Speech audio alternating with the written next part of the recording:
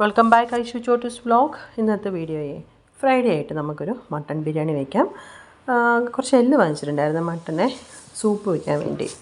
കുട്ടികൾ എന്തായാലും കഴിക്കത്തില്ല, അപ്പോൾ നമുക്കങ്ങനെ ബിരിയാണി ആക്കാമെന്ന് പെട്ടെന്ന് പ്ലാൻ ചെയ്ത് ബിരിയാണി വയ്ക്കുവാണ്. ഇഞ്ചി വെളുത്തുള്ളി ഉള്ളിയും കൂടെ പേസ്റ്റ് ചെയ്യാനായിട്ട് എടുത്തിട്ടുണ്ട്. അതിൻ്റെ കൂടെ തന്നെ മസാലകൾ പെരിഞ്ചീരകം, ചെറുജീരകം, പട്ട, ഗ്രാമ്പൂ, ഏലക്ക, തക്കോലെല്ലാം മസാലകളും ചേർത്തിട്ടുണ്ട്. നല്ലത് പേസ്റ്റ് ചെയ്ത് മാറ്റി വയ്ക്കുക. ഇതാണ് മട്ടൺ എടുത്തേക്കുന്നത്. നല്ല പീസാണ് കേട്ടോ. അതുകൊണ്ടാണ് ഞാൻ പിന്നെ സൂപ്പ് വയ്ക്കാൻ മടിച്ചത്. എന്തായാലും കുട്ടികൾ കഴിക്കത്തില്ല, ഞങ്ങൾക്ക് ഇഷ്ടമല്ല. ഇങ്ങനെ റൈസ് വയ്ക്കാമെന്ന് ഓർത്തു. ഒരു പാൻ എടുത്തു. എണ്ണ ഞാൻ വെളിച്ചെണ്ണയുടെ കുറച്ച് ഗോൾഡ് വിന്നർ ഉണ്ടെങ്കിൽ കുറച്ചുകൂടി ബെസ്റ്റാണ്. അതിലോട്ട് കുറച്ച് ഫ്രഷ് മസാല നമ്മൾ ചേർക്കുന്നുണ്ട്. ഇഷ്ടമുള്ള മസാലകൾ ചേർക്കാം.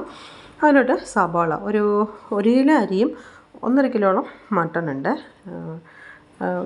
ഒരു 5 സവാള എടുത്തിട്ടുണ്ട്.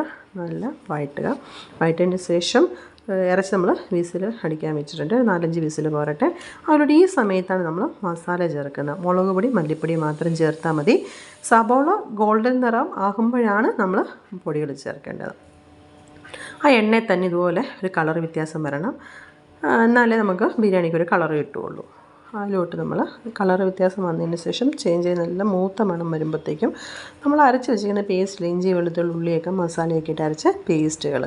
ചെറുജീരകം നിർബന്ധമായിട്ട് ചേർക്കണേ. പെരിഞ്ജീരകത്തിൻ്റെ അതേ അളവ് തന്നെ ചെറുജീരകം ചേർക്കണം. നല്ല വഴറ്റുക. ഇടയ്ക്കൊക്കെ തൊട്ട് ബാക്കിൽ ഇടൻ്റെ ബാക്കിൽ തോടാണേ.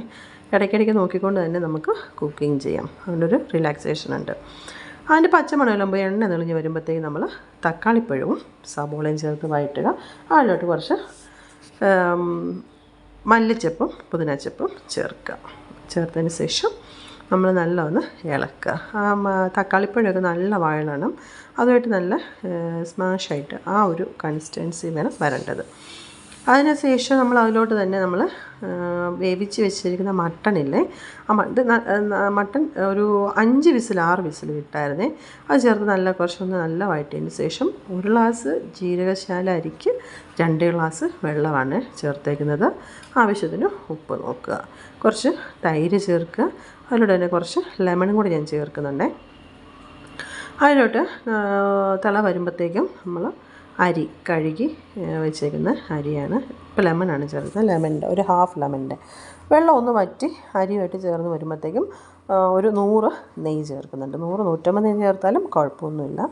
ഈ കൊഴുപ്പ് നല്ല ഉണ്ടായിരുന്നു, അപ്പോൾ അതുകൊണ്ട് ഞാൻ കുറച്ച് നെയ്യ് കുറച്ചെന്നേ ഉള്ളൂ.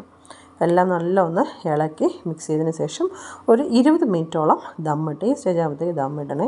ഞാൻ 25 മിനിറ്റോളം ദമ്മിട്ട് എടുത്തപ്പോഴുള്ള അടിപൊളിയായിട്ടുള്ള biryani ready. Thank you for watching.